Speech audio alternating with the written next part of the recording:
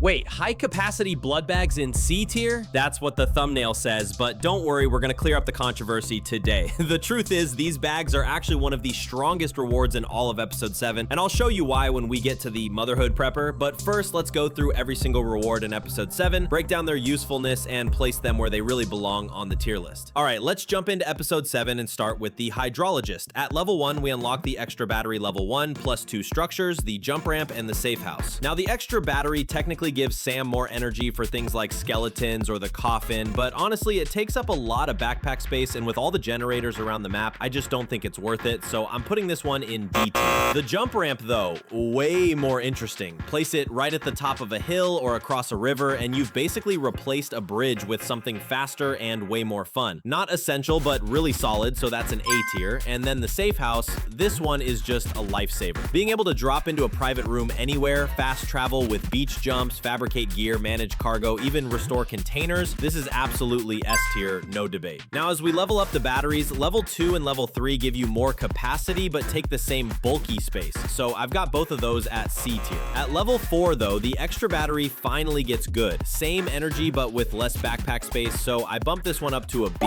If you're planning on walking everywhere and relying on skeletons, the Hydrologist is definitely a prepper to prioritize. Finally, at level 5, you unlock holograms for Hartman and the Hydrologist. They're cosmetic, but I like Hartman's personality enough to toss him in C tier. Hydrologist goes into D.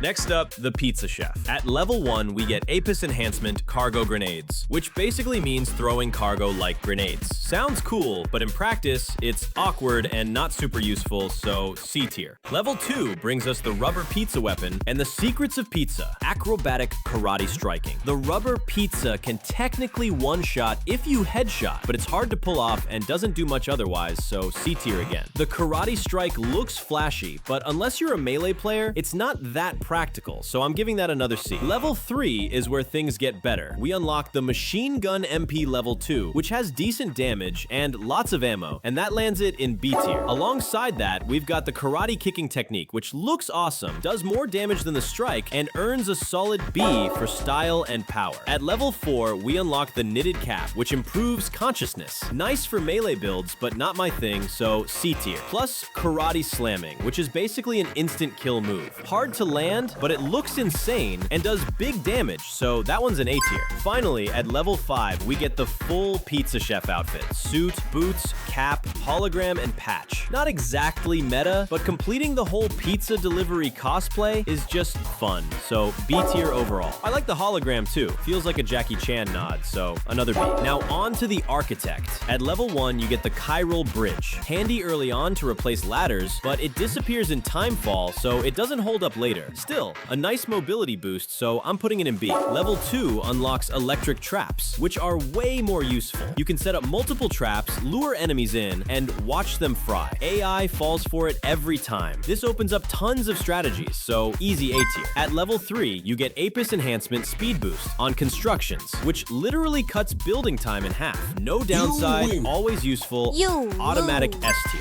Level 4 is even better. The Architect will just repair your structures for you. Saves resources, saves time, another S tier. Level 5, hologram and patch, nothing new, so that's a C or D. Next, the Data Scientist. At level 1, we unlock the AI Camo Suit, Sneaking Boots, and the SL-LW Assault Rifle MP Level 1. The Camo Suit is incredible. It even blocks homing mines. That's an S tier right there. The boots also make stealth way smoother, so another S. The rifle's fine, it's silenced, but better guns come later, so I put it in C. Level 2, we've got the Nusagi hat, which looks cute and reduces stamina loss slightly, but it's not that useful. C tier. Level 3 is just his favorite song, so no rank there. Level 4 gives us the Level 2 Assault Rifle, which has more ammo and better range, so that's a solid B.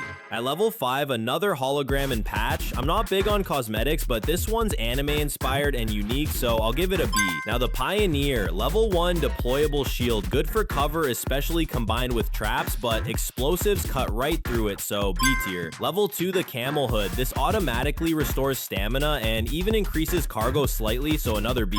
Level 3 is the fireworks cannon. It's fun and can distract enemies, but it costs a lot of chiral crystals, and honestly, smoke or stealth grenades are cheaper and better, so I'm ranking it C. At level 4, we get the Porter Suit Desert Red. The problem is, you don't spend much time in desert terrain, so I never used it. That's a D tier. Level 5 hologram, just average, so C. Now the Motherhood, and here's where things get controversial. Level 1 is just a song, skip that. Level 2 unlocks BB pod patterns, basically cosmetics for your pod. Not really my thing, so C tier. And before we get into the really controversial part of this episode, do me a favor. If you're enjoying the tier list so far, drop a like. It helps more Death Stranding fans find these videos. Now let's continue. Level 3 is the infamous high-capacity blood bags. People debate this one a lot. Some say C tier, but for me it's easily S. They restore way more health and can completely turn the tide in boss fights or base raids. Absolutely essential for survival. Level 4 is the auto resuscitation device. Useful since it revives you once, but it takes up a ton of backpack space, and honestly, with blood bags, you don't need it. That's a B tier. Level 5, just another hologram and patch, so D. Moving on to the mechanic. At level 1, you get the Coffin board and the instant camera. The Coffin board is insanely fun. Fastest semi-vehicle, rides over rivers and tar, even doubles as cover in fights. Only downside, needs the chiral network and can't carry much cargo. Still, for fun and speed, that's an S tier. Instant camera is just for cute cutscenes, so not ranked. Level 2 is the anti-gravity unit for vehicles and armor for the off-road truck. The anti-grav unit is incredible, makes trucks jump higher and take less fall damage, a must-have S tier. The truck armor is also great for combat, so A tier there. Level 3 unlocks the mortar for trucks, which lets you shell bases from long range. Tricky to aim, but powerful, so A tier. Level 4 is the rocket launcher for trucks. Mid-range, clunky to use, not much damage, I put it in C. Level 5 hologram, another C or D. And finally, F4 East Fort Knot. Level 1 gives us the Bokka skeleton level 1, but we'll rank all versions at the end. Level 2, the Porter Suit Snow. This is a must-have for the icy terrains in episodes 8 and 9, so an easy S tier. At level 2, we also unlock the Paver Roads upgrade. This lets you boost speed and protect your pass from timefall, but only if you invest in upgrading to level 2 roads. The speed bonus is nice, but honestly, the amount of materials required just for this makes it hard to justify, so I'm putting it in C tier. Levels 3 and 4 give us Bokka skeleton upgrades, but I'll save those for the skeleton comparison in a moment.